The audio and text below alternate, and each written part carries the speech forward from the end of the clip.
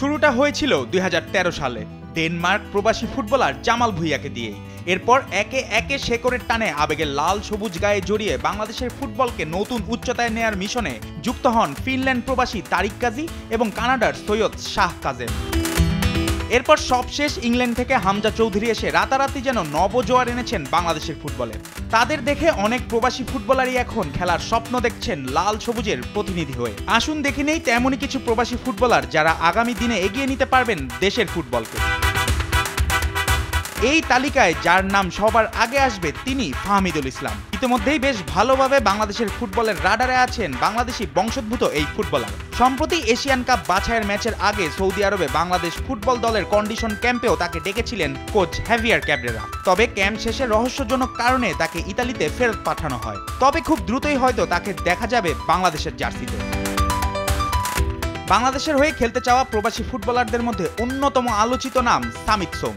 বাংলাদেশি বংশোদ্ভূত এই Canadian footballer ইতিমধ্যেই কানাডার বয়স ভিত্তিক দল পেরিয়ে খেলছেন জাতীয় দলেও। তবে ইনজুরির কারণে ছিটকে যাওয়ার পর আর সুযোগ পাননি কানাডা দলে। এমনকি কনকাকাফ নেশনস লিগের প্রাথমিক দলেও ডাক হয়নি তার। আগামীতে বাংলাদেশের জার্সি গায়ে তিনি খেললে অবাক হওয়ার কিছুই থাকবে না। সম্প্রতি আলোচনায় এসেছেন মেজর লিগ সকারে লিওনেল মেসির বিপক্ষে খেলা কুইন সুলিভানো। ২০ বছর বয়সী এই তরুণ খেলেন ফিলাডেলফিয়া ইউনিয়নের হয়ে। কুইনের দাদি সুলতানা আলমের সূত্রে তিনি বাংলাদেশের হয়ে খেলতে পারেন বলে গুঞ্জন ডালাপালামেন। বাস্তবতা অবশ্য বলছে ভিন্ন কথা। আগামী বছর যুক্তরাষ্ট্রে হবে ফুটবল বিশ্বকাপ। যুক্তরাষ্ট্রের বয়সভিত্তিক দলের হয়ে খেলা সুলিভান সুযোগ পেয়ে যেতে পারেন বিশ্বকাপ দলেও। বাংলাদেশের হয়ে খেলতে আগ্রহী আরেক যুক্তরাষ্ট্র প্রবাসী ফুটবলার জায়ান আহমেদও। এই ব্যাপারে কথা বলতে ২০২৪-এর শেষ দিকে বাংলাদেশ এসেছিলেন এই তরুণ। দেখা করেছিলেন বাফুফের টেকনিক্যাল ডিরেক্টর সাইফুল বারীর সঙ্গেও। তিনি যুক্ত হলে নিশ্চয়ই আরও সমৃদ্ধ হবে লাল সবুজ শিবির।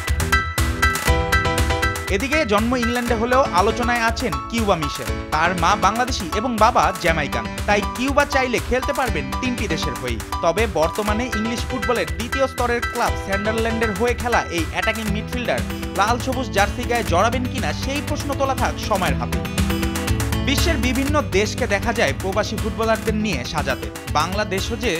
বাংলাদেশ দলও যে সেই পথেই হাঁটছে সাম্প্রতিক অবস্থা থেকে তার বলার অপেক্ষা রাখছে না। প্রবাসী ফুটবলারদের নিয়ে বাংলাদেশ আগামী দিনে বিশ্ব মঞ্চে খেলার যে স্বপ্ন দেখছে সেই পথে কতটা এগোতে পারবে সেটাই এখন দেখার বিষয়।